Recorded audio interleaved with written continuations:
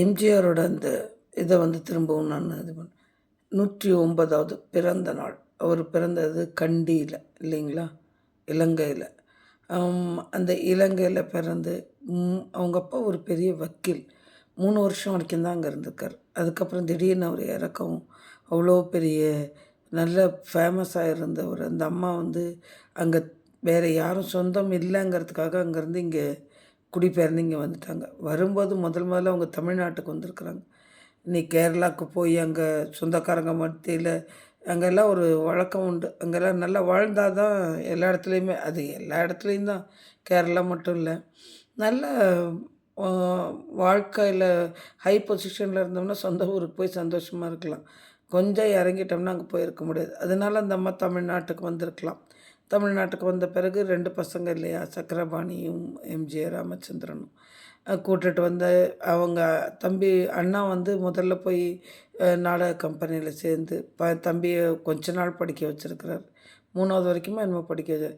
அதுக்கு பிறகு அதுவும் வீட்டுக்கு சாப்பாடு பத்தலைன்னும்போது இவர் வந்து அவரை விட அ கொஞ்சம் டேலண்ட் ஜாஸ்தியாக இருந்ததுனால இவருக்கு சீக்கிரம் வேலை கிடச்சிருச்சு. அவர் அதை கூட அந்த நான் சொன்னேன் இல்லைங்களா, அந்த ரேடியோ பேட்டியில் சொல்லியிருக்காரு. எதுக்காக நீங்கள் வந்து சின்ன வயசுலேயே பேசுனீங்கன்னா, வறுமை தான், பசி கொடுமை தான். ரொம்ப அதெல்லாம் வந்து ஐயோ! இப்போல்லாம் மறைச்சிடுவாங்க. அந்த மாதிரிலாம் இல்லை. ரொம்ப அதான் சொல்கிறேன்ல, ஒரு மனுஷர்கிட்ட ரொம்ப திடீர்னு போய் நீங்கள் ஒரு 1/2 ஹவர் நம்ம பேசணும்னா கட்டாயமாக மனுஷனை புரிஞ்சுக்கலாம். இப்போல்லாம் ஆனால் நாள் இல்லை, வாரக்கணக்கில் மாதக்கணக்கில் வாட்ஸ்அப்பில் பேசுகிறாங்க ஒரு மேரேஜ் ஃபிக்ஸ் பண்ணுறதுக்கு. கடைசி வரைக்கும் புரிஞ்சிக்கவே முடியறதில்ல. ஏன்னா எல்லாம் ப்ரிப்பேர் ஆகி நல்லா எப்படி ஏமாத்துறது அடுத்தவங்களன்னு நினச்சே நம்ம வந்து வாழ்க்கையில் இது பண்ணும்போது நல்ல நம்ம சொல்லுவாங்களே, இந்த சகுனி மாதிரி திட்டம் தீட்டி வாழ்க்கை வாழ்ந்ததுக்கு சகுனியோட முக்கியமான காரணம் என்னங்கிறது வந்து அவள் தங்கச்சி ஒரு இவ்வளோ திறமையான அழகான ஒரு தங்கச்சி ஒரு அந்தனுக்கு போய் கல்யாணம் பண்ணிட்டாங்களேன்ற அந்த கோபத்தில் சகுனி பண்ணது தான் மகாபாரதத்துக்கு காரணம்னு சொன்னாங்க. எது எப்படியோ நான் எம்ஜிஆரோட வாழ்க்கைக்கு வரேன். ரொம்ப சிம்பிளான நேர்மையான மனுஷன். சின்ன வயசுலேருந்து என்ன அந்த பண கஷ்டத்தில் இருந்தனால பணத்தை வந்து ரொம்ப கவனமாக பாதுகாத்துட்டு இருந்தார். ஒன்று ஒன்றா அவருக்கு ரொம்ப ஆம்பிஷியஸ் வேறு. ஒரு இதுலேயும் ஒவ்வொரு இதுலேயும் மேலே மேலே மேலே போய்கிட்டே இருக்கும்போதும் குடும்பத்தையும் சேர்த்து வளர்த்தினார். அவங்க அண்ணனுக்கு அத்தனை பசங்க, அத்தனை பேர் வாழ்க்கைக்கும் உயர்வுக்கு வந்து இவருடைய உழைப்பு தான் காரணம். ஏன்னா ஒரு குறிப்பிட்ட காலத்துக்கு பிறகு சக்கரபாணி வந்து பெருசாக ஃபேமஸ் ஆகாதனால நடிக்க ஒரு துணை நடிகர் அப்படி இப்படின்னு இருந்தார். அப்புறம் அப்படியே இதாகிட்டார். ஆனால் அவங்க அண்ணன் குடும்பம் இன்றைக்கி அந்த குடும்பமெல்லாம் அவர் சொத்தை தான் சாப்பிட்டுட்டு இருக்குது. அதே போல் அந்த சத்யா ஸ்டுடியோ வாங்கினப்ப அவர் ஒர்க் பண்ணின அந்த ஸ்டுடியோவை தான் அவர் வந்து நெப்போலியன் ஸ்டுடியோன்னு சொல்லியிருந்தார். அது ஒரு காலகட்டத்தில் அவர் விற்க வேண்டிய ஒரு சூழ்நிலை வந்தப்போ இவரே வாங்கிட்டார். வாங்கிட்டு அதை சத்யா ஸ்டுடியோன்னு அவங்க அம்மா பேரில் மாற்றிட்டார். மாற்றின பிறகு கொஞ்ச காலம் கழித்து அவங்க குடும்பத்துக்கெல்லாம் செஞ்ச பிறகு அவருக்கு ஒரு திடீர்னு மனசில் ஒரு ஃபீலிங், ஐயோ நம்ம குடும்பத்துக்கு மட்டும் செஞ்சால் போதுமா அப்படின்னு அந்த சத்யா காப்பி தோட்ட தொழிலாளர்களுக்கெல்லாம் இந்த தோட்டத்துக்கு வந்து உரிமையாளர்களை அவங்களே ஷேர் ஹோல்டராக மாற்றிட்டார்.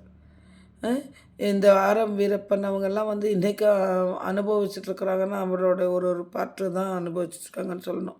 எப்படி ஜெயலலிதா சொத்தை வந்து இப்போ இருக்கிற நிறைய பேர் லீடர்ஸ் எல்லாம் அதை வந்து பர்சன்டேஜாக எடுத்துக்கிட்டாங்களோ அந்த மாதிரி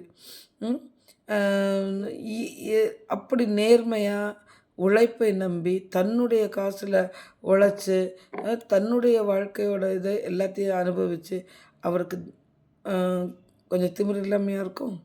அவ்வளோ ஒவ்வொரு ஃபீல்டையும் அதை அந்த அம்மா எங்கே போனாலும் கேமரா அப்போ இருக்கிற அப்டேட்டட் கேமரா வாங்கிட்டு வந்துடுவாராம். அதுவும் ஒன்று வாங்க மாட்டாராம், 4-5 வாங்குவாராம். கேமராமேனுக்கே ஒரு கேமரா கொடுப்பாராம். அதில் இருக்கிறதெல்லாம் என்னன்னு பாரு அப்படின்னு. இந்த எம்ஆர் ராதாவோட ரொம்ப ஃப்ரெண்ட்லியாக இருந்ததுனால அவரும் சேர்ந்து இந்த டிஸ்மேண்டில் செஞ்சு திரும்ப அதை வந்து அசம்பிள் பண்ணுறதுல ரொம்ப டேலண்டடாக இருந்திருக்கிறார் எம்ஜிஆரும். நான் எம்ஆர் ராதாவை பற்றி தான் கேள்விப்பட்டிருந்தேன். அந்த அம்மா சொன்ன பிறகு தான் தெரிஞ்சது எம்ஜிஆருக்கு அந்த மாதிரி ஒரு டேலண்ட் இருந்திருக்குன்னு. அதாவது ஒரு திங்ஸை வந்துட்டு தான் உடனே டிஸ்மேண்டில் பண்ணிவிட்டு திரும்ப அதே பக்குவத்தில் திரும்ப வந்து அதை வந்து அசம்பிள் பண்ணிடுறது, திரும்பவும் மாற்றிடுறது. ஏன் சொல்கிறேன்னா, இந்த அளவுக்கு டேலண்ட் ஒவ்வொன்றிலையும் இருக்கும்போது மனுஷனுக்கு தன்னைத்தானே ஒரு சாட்டிஸ்ஃபிகேஷன் வரும். நான் சொல்லிக் கொடுத்த ஒரு குழந்தை வந்து, "மேடம் உங்களால் தான் நான் வந்து கோல்டு மெடல் வாங்கினேன்" அப்படின்னு சொல்லி எனக்கு ஃபோன் பண்ணப்ப அண்ணா யுனிவர்சிட்டியில என்னுடைய ஒரு ஸ்டூடெண்ட்டு, "கோல்டு மெடல் உங்களால தான் மேடம் கிடச்சது. நீங்க அன்னைக்கு எனக்கு வந்து அத வந்து இவ்வளோ சொல்லி தரலைன்னா, நான் வந்து இன்னைக்கு இப்படி ஆயிருக்க மாட்டேன்னு" சொன்னப்ப, நான் என்னப்பட்டேன் எனக்கே சட்டுன்னு ஒரு மமதை வந்துருச்சு. பாவம் கஷ்டப்பட்டு படிச்சதெல்லாம் அவன். நம்ம நெனச்சுக்கிறது அப்படி. இருந்தாலும் நானும் ஒரு துரும்பா இருந்திருக்கேன்னு. இந்த சேது அ ம ம சேது பந்தனம் அந்த இதுக்கு வந்து பிரிட்ஜுக்கு வந்து அணில இருந்த மாரி, ஒரு குழந்தைங்களோட வாழ்க்கைய வந்து நிர்ணயிக்கிறதுக்கு நெறைய டீச்சர்ஸ் ஏதாவது ஒரு ட்ரிகர்ல இருந்திருப்பாங்க. ஸோ, அப்படி இருக்கும்போது, தானே உருவாகி, தானே வளர்ந்து, தானே தன்னுடைய இதில என்ஜாய் பண்ண அவருக்கு அந்த பெருமைக்கு உகந்தவர் அல்ல. அப்பேற்பட்ட மனுஷனோட நான் உண்மையா அதுக்காக தான் நெனச்சேன். அடடா! எவ்வளவோ புக்ஸ் வச்சிருக்கோம். இவரோட புக்ஸ் வாங்கணும்னு தோணலையே! அப்படின்னு சொல்லி. அவருடைய பாடல்களையே ரசிச்சுட்டு இருந்தவன் நான். ஆனா நான் வந்து அத இத